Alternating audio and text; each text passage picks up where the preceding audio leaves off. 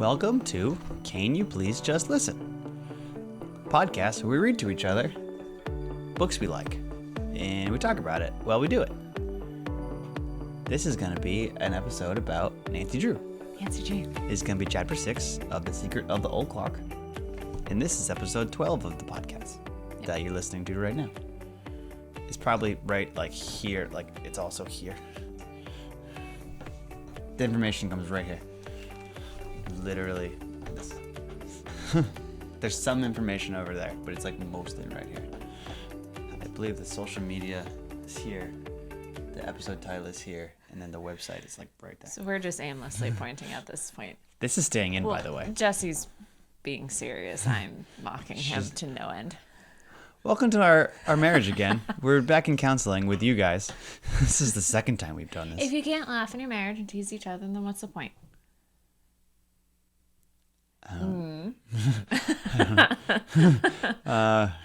We'll talk about this after the podcast. So what happened? What happened last chapter? Do you remember? We had the Horner girls over to the house. Yep. For a conference, not a luncheon. Correct. We learned a lot more about the fact that they are very confident that there is a second will. Yep. Mr. Drew feels also pretty confident about that. Kind of leaned into it a little bit, and Nancy is jazzed up about the mystery again. Oh no, I'm yawning again. And we're pretty confident we're going to have to do some burglary on the Topham home. Yes, because if there was a second will, chances are it's hidden in their house somewhere. And Megan left some heavy-handed hints that it's in an old clock. I'm just Heavy-handed, making I say. assumptions based off of Heavy-handed, I say. the title of our book called The Secret of the Old Clock. Just assumptions. It's probably a red herring. Which we know what happens when you make assumptions. What? So, What happens? all right. We'll never know. All right, let it rip. So, you ready? Chapter 6? Yeah, what's the title? An Unpleasant Encounter. An unpleasant encounter. Dun dun dun. Much like this. I don't mean it, but it was a good joke. But Thank you. That was almost funny. He's licking again. I eyeballed him. He stopped. It's our dogs are sitting off in the corner. So for those of you watching us, if we keep looking this way, it's because they're staring us back. For those of you listening, occasionally the dogs like to lick or readjust. We're going to put this in right here in the video. We're going to give you guys proof. Jesse will post that picture so you can see exactly. I almost spliced it in the video. There you go. He'll make it work. Splice. All right. Chapter 6. I'm ready. An Unpleasant Encounter. Yeah. Okay. In spite of Nancy Drew's firm decision to assist the Horner girls, the days slipped by, and try as she would, she could think of no way to discover whether or not the missing Crowley will had fallen into the hands of the Tophams. Come on, Nancy. You can do better. Although she seldom discussed the case. Sorry, that looks like an E, not a C. Case with her father, he knew that she was troubled. She was troubled. You're worrying about the Horner girls, he observed one day. I'm afraid you are taking their misfortunes too seriously. There is nothing you can do without the will, and you had best forget about it. This is Nancy Drew. She can do anything. Why, you've scarcely been out of the house since the Horner girls were here. Go shopping or anything to take your mind off the subject. Just go shopping. I'd love if my dad just told me to go shopping. He would, but you'd be buying like 2x4s and roofing tiles. That is true. Bathroom tiles, backsplash, Yeah. sink. Yeah, we're already currently doing that. So I have been thinking about Allie and Grace, Nancy admitted with a rueful smile. I was so sure I could do something for them. So sure. Give your mind a rest, and perhaps you'll have an inspiration, Inspiration. Mr. Drew encouraged her kindly. Okay. That's fair. Use the Which makes subconscious sense. thinking. Sometimes if you focus on something too hard, you miss it, whereas you need to just change your thought process. Overpressing the issue. Come back, and then it will make sense. Perfect. All right, I'll take your advice and go shopping, though I really haven't a thing to buy. The fresh air will do me good, I suppose. After luncheon, Nancy left the house and made her way toward the business section of River Heights. The walk was a long one, but she took it at a brisk pace.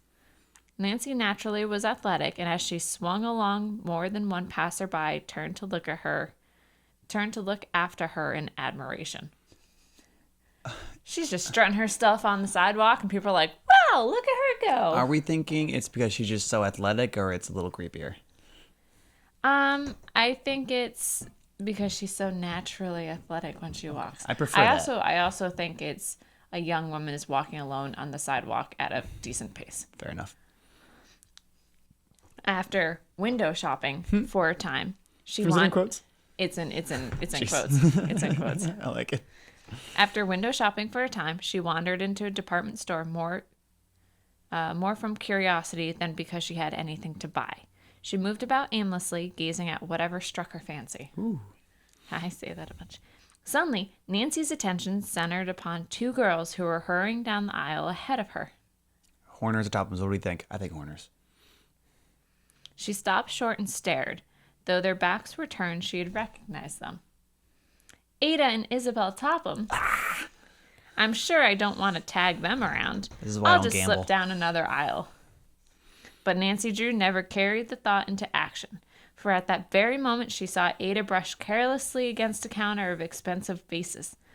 As her sleeve caught, a large, fragile bowl was swept to the floor. A counter of expensive vases? What in the world is Or going on? vases. Oh, of course, vases. Vases. What kind of store is this? It's just a department store. All right, I guess. Counter full of vases. All right. In horror, Nancy heard the crash and saw the bowl break into a dozen pieces. Oh, no. As Ada looked down upon the wreckage, a slight flush mounted to her cheeks. Then, with a toss of her head, she started to move on. I can't be dealing with this. Miss, I'm afraid I must ask you to pay for the bowl, a saleswoman interposed politely. Ada wheeled angrily and stared at the saleswoman insolently. Insolently. Yeah. Thank you.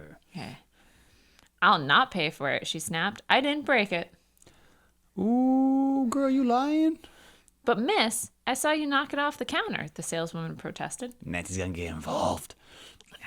By the time the floor manager had arrived upon the scene and a number of shoppers had gathered about Ada and the salesgirl, Nancy likewise drew closer. So this is the second time in 6 chapters the Topham girls have got into it with the salesperson. Yes, because they're rude. They're rude girls. And they're spoiled and Yeah. not nice. Yeah.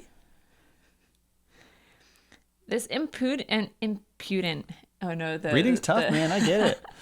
But I've been having trouble. This impudent girl claims I broke a vase, Ada stormed, addressing the floor manager. I wasn't even near the counter at the time.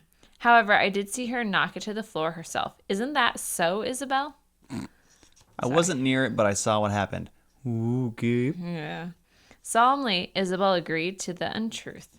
The floor manager looked doubtfully from the Topham sisters to the saleswoman. He realized that it would be a serious error to accuse well-to-do customers falsely, and for that reason he was inclined to give the Topham girls the benefit of the doubt. He stooped over and examined the fragments of the bowl. He's gonna tell who knocked over by looking at the fragments of the bowl. What is this, CSI? Is this Bones? Yeah. Hey, Bones is a good show. Yeah, and they do improbable things on a Bones. regular basis. Yes. Someone must pay for the damage, he said severely. This is an expensive imported bowl. Then let your clerk pay for it out of her salary, Ada retorted. If she hadn't been so stupid, she wouldn't have broken the vase. It's a little funny saying someone's so stupid they broke a vase. The saleswoman was too bewildered to take her own part, and Nancy saw that the floor manager was in a dilemma.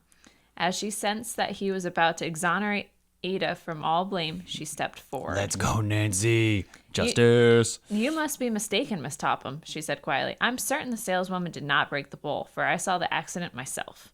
Yes. What business have you to interfere? Ada demanded harshly, wheeling upon Nancy. Fight, fight, fight. Perhaps it isn't my business, but I can't permit you to accuse this girl of something she didn't do. Yeah, Nancy stands for justice at all times. You saw the accident, miss? The floor manager questioned. And I'm Nancy Drew, son. Yes, as Miss Topham walked by the counter, her sleeve caught on the vase. It isn't true, Ada snapped, but I'm tired of the silly argument. How much do you want for your vase? The floor manager studied a price list. $50. That's a lot. I mean, it's a lot, but like, that's a lot. Like, per. Yeah. What? Ada fairly screamed. You want Apparently it's a lot. $50 for that old bowl? I'll never pay it. We're really going in circles here. I'm curious what $50 is in the 30s. Probably like 500. Like what it accounts for in today's. Do you want me to look? Pause.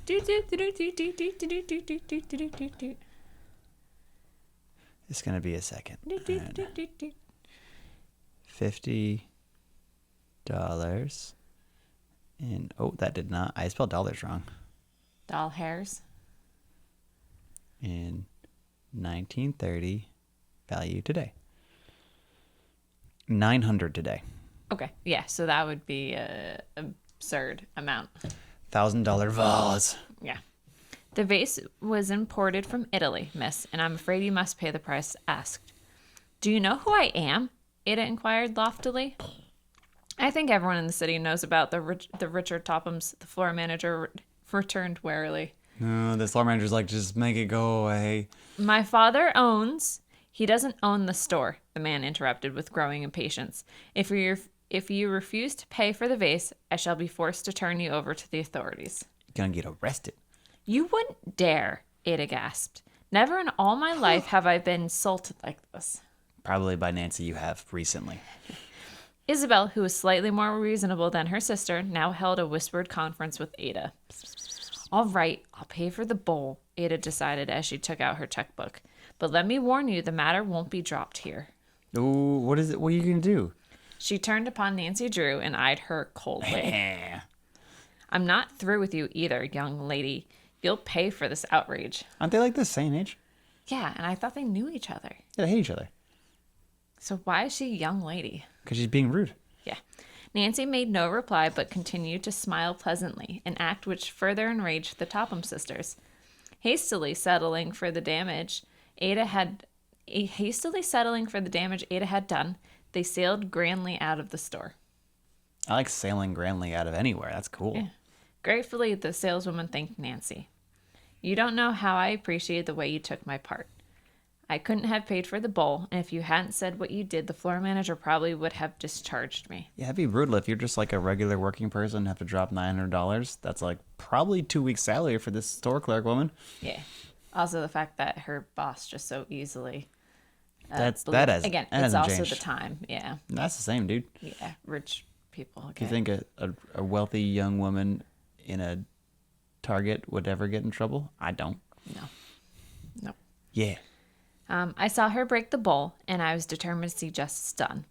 Told her she loves justice. See? Justice. There is my name and address if you need it, and Nancy handed the woman her card. I'm afraid you have made enemies by taking my part. Nancy shrugged her shoulders indifferently. It really doesn't matter. The Topham girls were never my friends. I'm going to step back. Nancy has a card?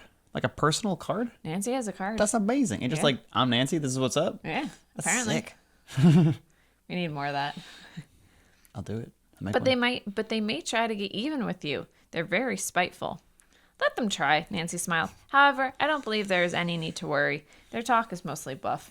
Nancy fights these girls all the time. She hates them. Their talk is mostly bluff, not buff. Both. Bluff. Combo. Lightly, Nancy Drew dismissed the subject, and as she found she was being regarded with curiosity and admiration by those who had witnessed the scene, left the store. She walked slowly towards the park. Did she sail grandly? No. She just walked out. She was graceful as she exited. Oh, of course. It makes my blood fairly boil every time I think of Ada and Isabel Topham getting all of the Crowley fortune, she told herself with feeling. Especially when Grace and Allie Horner need the money so badly. The way Ada tried to accuse that shop girl was disgusting. I agree. Yeah. Also, she's just talking to herself as she's walking through the park. She's just narrating. This is terrible. They're terrible. I hate this. They're awful. Muttering under her breath to no one. Yeah. Nancy crossed the public park and paused for a moment at the drinking fountain. As she glanced up, she saw that unwittingly she had selected the path Isabel and Ada Topham had taken. Unwittingly, okay, Nancy. Upon leaving the department store, they, too, had gone to the park and were now seated upon a bench engaged in earnest conversation. There might actually be a physical fight now. Yeah, I would turn heels and pick a different path. Their heads were close together, and from the expression... Run it back. We got this. Their heads were close together, and from the expression on their faces, Nancy suspected that they were discussing her. Probs. Unless she retraced her steps, it would be necessary to pass directly in front of them. I wonder what Nancy does. If they see me, they are certain to say something mean, Nancy thought.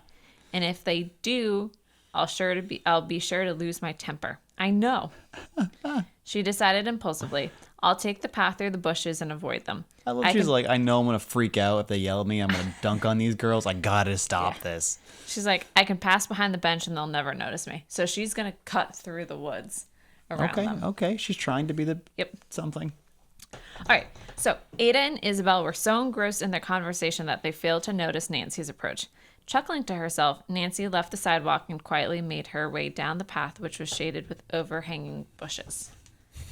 She had no intention of attempting to overhear what the Topham sisters were saying, but as she noiselessly approached the bench where they were sitting, 2 words reached her ears, causing her to pause involuntarily. The will? Is the will? Ada was speaking, and the phrase which Nancy had accidentally overheard was... Say it. The will. Yes. yes. Also in air quotes, because it was a phrase. I got one. Yeah. I guess a lot. I get wrong a lot. Jesse won. Jesse not won. It's 1-1 right now. Oh, guessing. Oh, yeah. At 50% this episode. Yep, because you... That's pretty good you for thought me. the Horner girls, and it was the Topham girls in the store. Bad 50%? That's And like then- a major league leader. No, it's pretty good. All right. In a flash, her suspicions were aroused. She comprehended the significance of the phrase. It must be Josiah Crowley's will they're talking about, she reasoned. Perhaps they know something about the missing will. They may reveal what became of it. That's kind of a big jump, Nancy, but I'm here for it.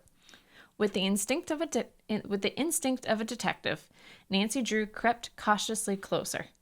The bushes were thick, and by crouching low behind the bench, she was able to hear without being seen. Stop it, Nancy. Stop it. She's creeping around the bushes overhearing people's conversations. Oh, if only she might learn something which would prove that the Tophams had deprived the Horner girls of their inheritance. What's the next chapter? Bush Creeper? Do you want to know the title now? Yeah, I'm curious. Nancy turned sleuth. Bush Creeper. And that is the end of the chapter. Aw, Nancy, you dirty dog. Bush Creeper. Bush Creeper with Nancy. Nancy Drew and the mystery of the hidden Bush Creeper. It was her the whole time. Or Nancy All right. Drew is a Bush Creeper. Yeah, I know. She is a So Bush we got in a cool fight in a department store, made the Tophams blow $900 in current day money. And we know without a doubt that Nancy Drew will always pick justice. She'll defend the honor of a shopkeeper with her heart, all of her heart. Loves a shopkeeper. It was a shop girl. Shop girl. Well, I was trying to be non-gendered because I'm really progressive. It was I'm so progressive. It was the employee that was accused of breaking a They very said- the book said expensive shop girl. laws.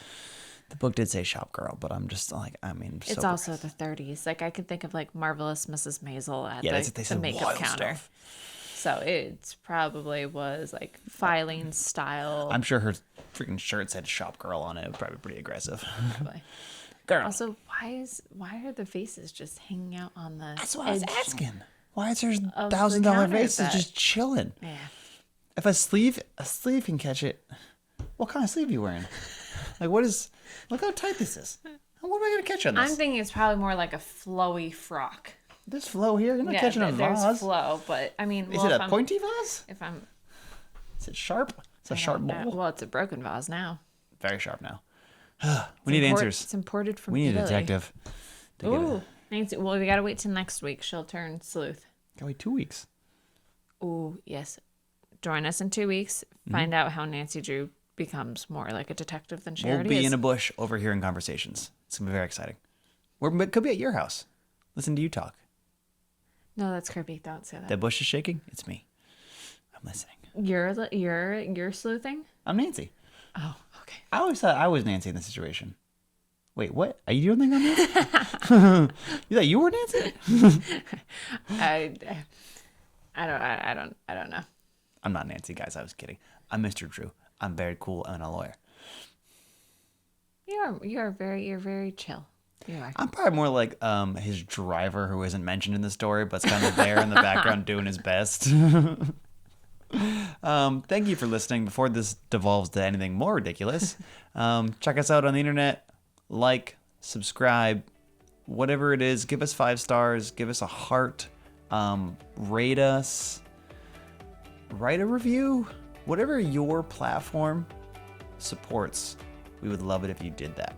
Tell your friends about us. Tell your enemies. Tell the Tophams. Tell your mom. Tell your dad. Hide your kids. I told you it was going to devolve. It's devolving. All right. Well, tune in next week. We'll go to chapter 7 of Animorphs. Probably. Yes. For episode 13. Nailing the numbers. Yeah. Thank you. Good night. Toodaloo.